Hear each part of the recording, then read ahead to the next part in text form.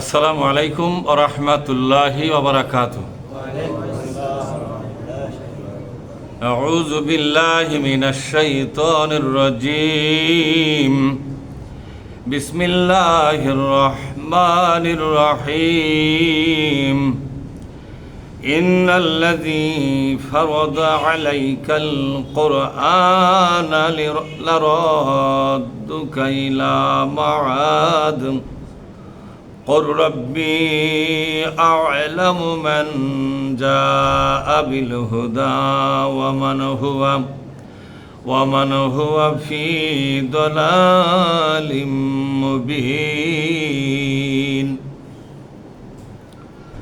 وما كنت ترجو أن يلقى إليك الكتاب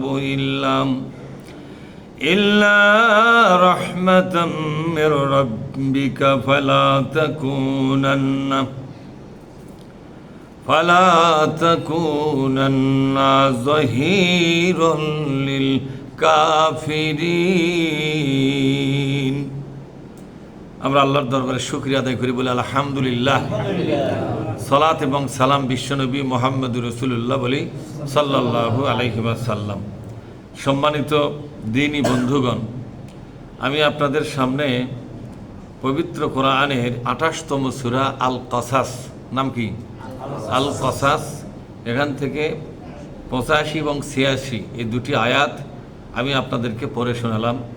আসলে এই দুটি আয়াতের মাধ্যমে আল্লাহ পাক আমাদেরকে যে বক্তব্য পেশ করেছেন আমরা বুঝে নেওয়ার চেষ্টা করব। আমার তৌফিকি ইল্লা বিল্লাহ। আল্লাহ পাক বলছেন, ইন্নাল্লাযী ফারাদা আলাইকাল কুরআন। হে নবী, এখানে নবীকে মেনশন করে কথা বলা হচ্ছে, বুঝতে পারছেন? নবী বলতে কে? মুহাম্মদুর রাসূলুল্লাহ। এই কথাটা বলছেন কে? আল্লাহ স্বয়ং নবীকে লক্ষ্য করে বলছেন, মেনশন করে বলছেন। ইন্নাল্লাযী, তিনি এমন এক আল্লাহ, এমন এক মহান সত্তা, যিনি ফারাদা আলাইকাল কুরআন, যিনি পবিত্র কোরআনটাকে আপনার উপরে ন্যস্ত করলেন। নিশ্চয় এ কোরআন আপনার উপর আল্লাহ ন্যস্ত করলেন। ফারাদার দুটা অর্থ, একটা হলো ন্যস্ত করা, আর একটা হচ্ছে আবশ্যক করে দেওয়া। এ কোরআনটাকে আপনার জন্য গ্রহণ করাটা ফরজ করে দেওয়া হলো। এ কোরআন আপনাকে গ্রহণ করতেই হবে। আল্লাহর পক্ষ থেকে এ কোরআনটা গ্রহণ করা আপনার জন্য ফরজ। আল্লাহর পক্ষ থেকে কোরআনটাকে আপনার কাছে জমা দেওয়া হলো, ন্যস্ত করা হলো, দায়িত্ব অর্পণ করা হলো। এই কোরআনের দায়িত্ব পালন করার জন্য আপনাকে বাছাই করে নেওয়া হলো। কথা কি বুঝতে পারছেন? এবার আল্লাহ তাআলা বলছেন কেন এটা করা হলো।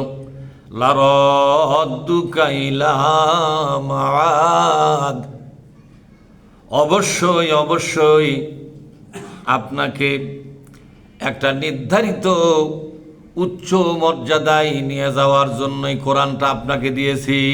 সুবহানাল্লাহ।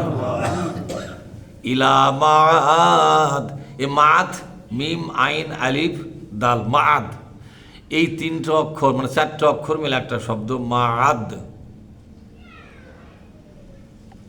এই শব্দটার সব মুফাসসির ব্যাপক তাফসীর করেছেন। মাআদ শব্দের অর্থ হলো ফিরে যাওয়ার জায়গা, যেখানে দুনিয়ার সবাই ফিরে যেতে বাধ্য, তাকে আরবিতে বলা হয় মাআদ।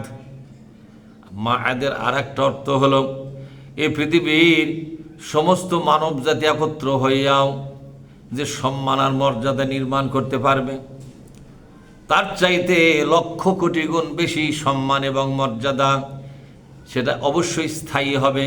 মানুষের তৈরি করা সম্মান আর মর্যাদা ক্ষণস্থায়ী। সেগুলো কি জোরে কন? আজ আছে, আজকে হলো দেশের রাষ্ট্রপতি ফুলের মালা পায়, আগামীকাল জেলখানার কয়েদি হয় আর জুতার মালা পায়। ঠিক না ভাই? ঠিক।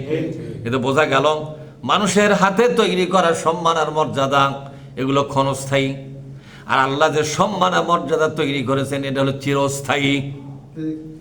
বেঁচে থাকতেও সম্মান, মরার পরেও সম্মান। ইহকাল এবং পরকালে এই মানুষটাকে আল্লাহ তাআলা দুনিয়ার মানুষের জন্য রহমত হিসাবে প্রতিষ্ঠিত করেন। খারাপ ভালো সব মানুষই বলে বেড়ায়, লোকটা যে দলই করুক কিন্তু লোকটা ভালো, বলে কি বলে না? লোকটা যে দলই করুক, লোকটা আমানতদার, লোকটা যে দলই করুক, লোকটা মানুষের সাথে বেঈমানি করে না, কথা রক্ষা করে চলে। এরকম প্রশংসা কিছু লোকের জন্য আছে না নাই? এর নাম হলো মাআদ। ও নবী, আপনাকে আমি যে কোরআন দিয়েছি, এই পৃথিবীর সর্বশ্রেষ্ঠ সম্মান আর মর্যাদা, যেটা চিরস্থায়ী, এই চিরস্থায়ী সম্মান আর মর্যাদা, চিরস্থায়ী মর্তবা তৈরি করার জন্য আমি আপনাকে কোরআন হাতে দিলাম। আল্লাহ বলছেন, তাহা মা আনজালনা আলাইকাল কোরআনা লিতাশকা। কোন আল্লাহু আকবার। হে নবী, আমি আপনাকে কোরআন দিয়েছি, আপনি কষ্টে থাকবেন, দুঃখে থাকবেন, পরাজিত হয়ে থাকবেন, লাঞ্ছিত হয়ে থাকবেন, ধিক্কৃত হয়ে থাকবেন, মূল্যহীন হয়ে থাকবেন। এজন্য আপনাকে কোরআন দেই নাই, এ কোরআন দিয়েছি আপনাকে মহা মূল্যবান বানাবার জন্য। আপনার মূল্য যা আছে তার চেয়ে হাজারো কোটি গুণ বেশি মূল্যবান আপনাকে বানাবার জন্য কোরআন দিলাম। এ কোরআন এসেছে দুনিয়াবাসীকে মহাসম্মানে সম্মানিত করার জন্য, এমন ওপরে তোলার জন্য যে ওপরে ফেরেশতারা উঠতে পারে না। ওয়ারাফা'না লাকা যিকরাক, বলেন ওয়ারাফা'না লাকা যিকরাক। নবীজি, আপনাকে মহা সম্মানে সম্মানিত করার জন্য কোরআন আপনার হাতে দিলাম। এ কোরআন হলো সম্মান আর মর্যাদার সিঁড়ি। এই কোরআনের সিঁড়ি যদি একবার কেউ পায়, এই দুনিয়ার সর্বশ্রেষ্ঠ সম্মান আর মর্যাদা তার ললাটে আল্লাহ ঝুলে দিবে। সুবহানাল্লাহ বলবেন না? এই জন্য বিশ্বনবী বলেন, এই কোরআন নিয়া আফজালুল ইবাদাতে, বলেন আফজালুল ইবাদাতে তিলাওয়াতুল কোরআন। এই বিশ্বের নফল ইবাদতের মধ্যে সবচাইতে বড় নফল ইবাদত, সর্বশ্রেষ্ঠ নফল ইবাদত হলো কোরআন চর্চা করা। তেলাওয়াতুল কোরআন, বলেন তেলাওয়াতুল কোরআন মানে কোরআন চর্চা। তেলাওয়াত মানে চর্চা। তেলাওয়াত মানে কি? কেরাত মানে শুধু পড়া। কেরাত মানে কি? জোরে বলুন। আর তেলাওয়াত মানে চর্চা। তাহলে পড়া আর চর্চার মধ্যে পার্থক্য কি? পড়া হলো না বুঝে পড়া, বোঝেন আর না বোঝেন সব ভর ভর করে পড়ে যাওয়া। এর মধ্যে সোয়াব আছে না নাই? এক অক্ষরে কটা করে সোয়াব। শুধু পড়ার মধ্যে চর্চা নাই। যারা বোঝে তারাও পড়ে, যারা বোঝে না তারাও পড়ে। পড়ার মধ্যে কোনো চর্চা নাই, ওটা পড়াই শুধু। আর তেলাওয়াত মানে, তেলাওয়াতের বাংলা হলো চর্চা করা। এর মধ্যে পড়া আছে, বোঝা আছে, শিক্ষা গ্রহণ করা আছে। আছে না নাই? জোরে কর। এগুলো নিয়ে গবেষণা করা, এর থেকে নীতিমালা খুঁজে বের করা, এর থেকে জীবনের জন্য পথ এবং রাস্তা খুঁজে বের করা, এর নাম হলো কোরআন চর্চা করা। বিশ্বনবী বলেন এই পৃথিবীর সর্বশ্রেষ্ঠ নফল ইবাদত, সারা রাত তাহাজ্জুদে নামাজ পড়ার একটা মূল্য আছে রে, তার চাইতে আরো বেশি মূল্যবান ইবাদত হলো কোরআন চর্চা করা। বিশ্বনবী বলেন 1 ঘন্টা যদি কোরআন চর্চা করা হয়, একটা হাদিসে আছে সারা বৎসর দাঁড়িয়ে থেকে নফল ইবাদত করলে যে সওয়াব হবে, তার চাইতে বেশি সওয়াব 1 ঘন্টা কোরআন চর্চা করার মধ্যেই আছে। আর একটা হাদিসে পাওয়া যায় 1 ঘন্টা যদি কোরআন চর্চা কোনো ব্যক্তি করে, সারা বৎসর দাঁড়িয়ে থেকে নফল ইবাদত করলে, কত বৎসর? 1 বৎসর দাঁড়িয়ে থেকে, বসে থেকে নয়। তাহলে বোঝা গেল দাঁড়ায় থেকে নামাজ পড়ার মধ্যে ফজিলতটা বসা পড়ার চাইতে বেশি।